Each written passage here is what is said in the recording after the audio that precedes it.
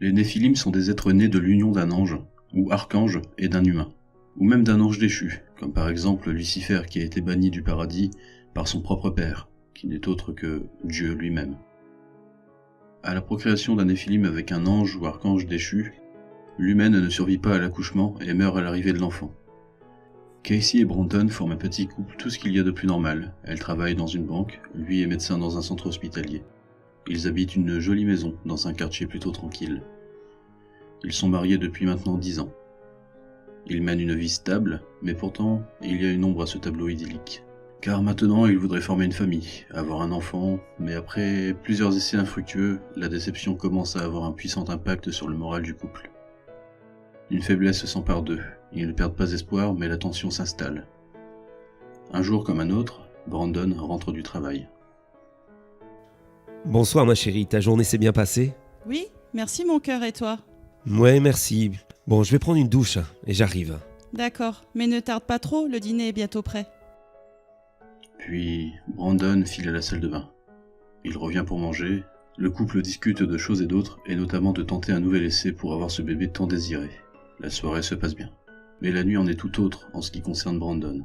En effet, il fait des cauchemars horribles, voyant des scènes apocalyptiques, de mort, de destruction. Un combat entre le bien et le mal. Il se réveille en panique. Tout va bien mon chéri? Ouais.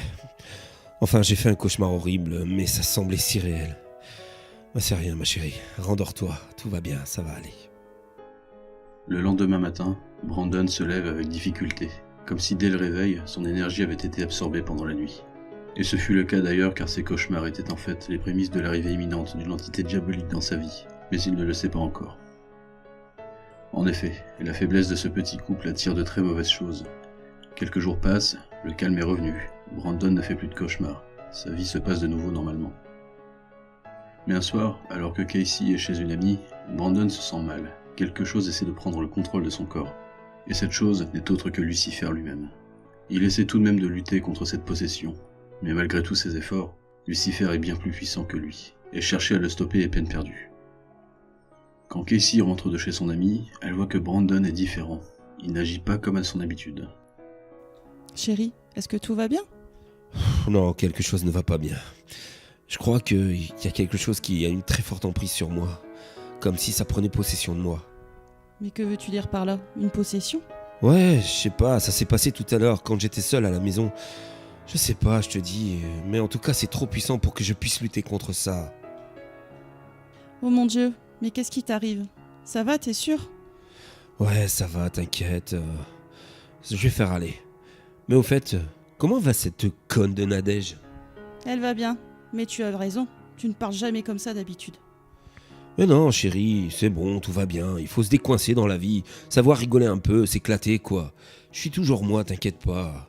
Tiens, en parlant de ça, si on allait commencer par faire ce bébé qu'on attend depuis si longtemps maintenant, allez, ça serait un bon début, non? Lucifer essaie de calmer le jeu, car il ne voudrait pas que sa présence se ressente trop. Car son véhicule, qui n'est autre que Brandon, n'agit pas comme ça d'habitude. Ils montent dans la chambre et font l'amour. Casey sent que c'est un peu différent des autres fois.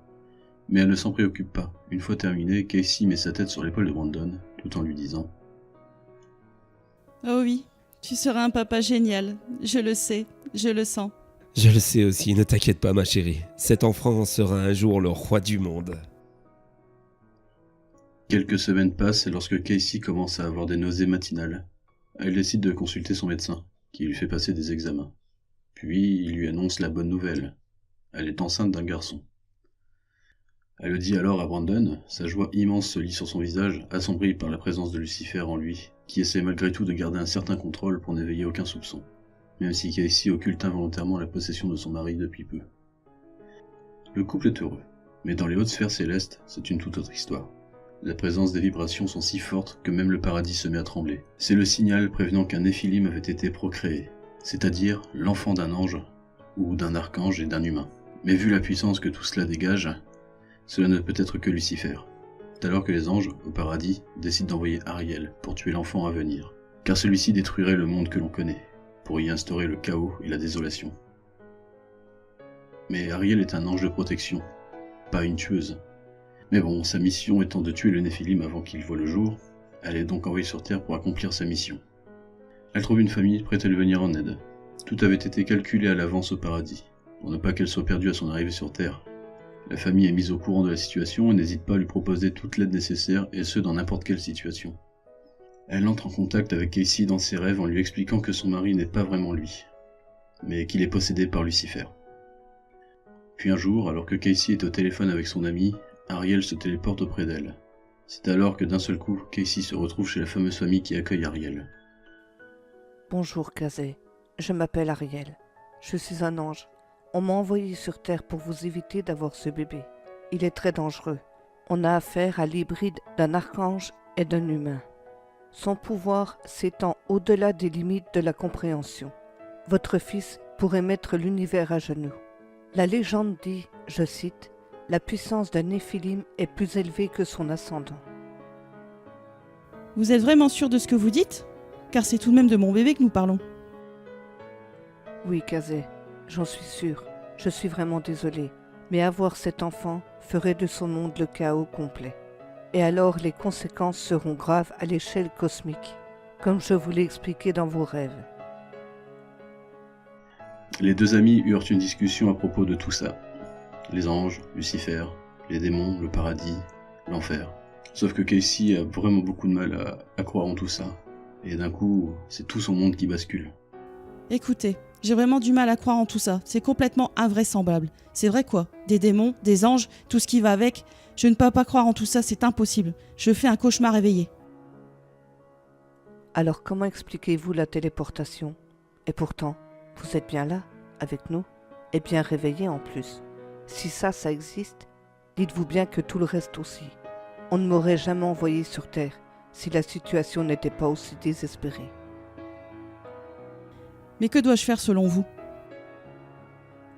Il ne faut pas que ce bébé voie le jour, où le monde que nous connaissons sera complètement atomisé par celui-ci. Vous pourriez éventuellement avorter. En tout cas, vu la situation, nous n'avons pas vraiment d'autre option qui s'offre à nous malheureusement. Il est hors de question que j'avorte. C'est quand même mon enfant, ma chair, mon sang. Je ne ferai jamais ça. C'est mon bébé. Depuis le temps que j'en voulais un, vous croyez quand même pas que je vais avorter? Ma réponse est non. Je comprends ce que vous ressentez, croyez-moi. Mais si cet enfant voit le jour, le monde s'éteindra dans le chaos et les ténèbres. Je pense que ce n'est pas ce que vous désirez non plus. Non, bien sûr, mais je n'ai pas envie de faire ça. Mais si vraiment cet enfant est un danger pour le monde, je n'ai pas d'autre choix. Je vais en parler à mon mari. Il doit être au courant. Vous êtes vraiment sûr de vouloir lui dire? De toute façon, il le ressentira. Après tout, c'est Lucifer. Nous allons préparer un plan d'action, car nous n'aurons droit qu'à une seule chance, pas deux. Si jamais ça foire, on est foutu. Casey, Ariel et la famille qui travaille maintenant avec elle montent un plan ensemble. Celui-ci est d'aller chez Casey avec une boîte spéciale pour piéger les démons. Celle-ci porte des protections contre les démons pour essayer de piéger Lucifer à l'intérieur. Cela devra se faire rapidement, car il ne faudra pas qu'il s'enfuit une fois qu'il aura quitté son véhicule. Tout se met en place avant que Brandon rentre à la maison. Tout le monde est bien caché, attendant le moment opportun pour agir. Puis Ariel tentera d'exorciser Lucifer du corps de Brandon pour l'enfermer dans la boîte. Mais il est fort probable que celui-ci n'y survive pas. Casey sent la peur monter en elle, mais elle essaye de faire tout son possible pour la dissimuler. Mais la situation est grave. Brandon rentre à la maison. Salut chérie, comment ça va? Comment s'est passée ta journée, dis-moi tout. Bien chérie, mais il faut que je te parle. Je suis vraiment désolée, mais je pourrais pas mettre cet enfant au monde. D'un seul coup, Brandon la pousse violemment sur le mur. Ses yeux deviennent rouges un instant, puis il lui répond. Oh que si, tu vas donner naissance à mon fils, pour qu'il accomplisse son destin, celui de réduire ce monde à néant. Tout à coup, Ariel se met à hurler. Maintenant! Tout le monde se met alors en action. Ariel commence l'exorcisme sur Brandon, Lucifer se bat pour rester dans le corps de celui-ci, mais au cours de l'exorcisme, le corps de Brandon subit le choc à la fois du rituel, ainsi que le combat de Lucifer pour rester dans son véhicule. Il montre des signes de faiblesse. Casey est sous le choc en voyant Brandon dans cet état. Elle hurle à la fois de peur, mais aussi pour son mari qu'elle aime par-dessus tout, qui subit tant bien que mal les assauts de tout ça. L'exorcisme finit par fonctionner, mais Lucifer réussit à s'enfuir par une trappe de ventilation au sol. Mais le corps de Brandon n'a pas eu autant de chance, il n'a pas supporté la sortie de celui-ci. Il s'écroule au sol. Entre-temps, Casey le rejoint en pleurs. Elle le prend dans ses bras. Brandon lui dit ces quelques mots avant de mourir. Je suis désolé, ma chérie. Je ne voulais pas en arriver là. Je t'aime. Casey est bouleversée de la mort de son mari. Elle est en pleurs. Comment tout cela avait-il pu se produire? Alors qu'il menait une vie agréable, il ne manquait juste à cette famille un enfant pour être comblé. Sans compter que tout le plan venait de voler en éclats, ainsi que l'espoir de tout le monde. Il va sans dire que cette situation était un échec total, que les répercussions risquent d'être dramatiques pour l'humanité tout entière. J'ai presque tout perdu dans ce combat. Mon mari que j'aimais tant, nos projets, nos rêves, tout ça c'est fini. Ma vie se résume à toi maintenant. Mais il y a maintenant pire que ça. En effet, Lucifer s'est enfui et ne compte pas en rester là. Quant à Casey, elle repart avec Ariel chez les gens qui l'hébergent en attendant que toute cette situation se calme un peu. Mais plus les jours passent, plus Casey semble grandir l'enfant dans son ventre, si bien qu'elle pense qu'il est peut-être pas aussi maléfique qu'on le dit. Pour être plus clair, elle s'est mise en tête de le garder pour elle seule, puis de l'élever à la mémoire de Brandon. Casey compte lui apprendre à faire le bien plutôt que le mal. Mais pour ça, la seule échappatoire qu'elle voit, c'est de s'enfuir, et c'est d'ailleurs ce qu'elle fait. Et ce qu'elle ne sait pas encore, c'est que des démons sont à sa recherche, sous les ordres de Lucifer, pour être sûre qu'elle mette bel et bien l'enfant au monde, quoi qu'il arrive.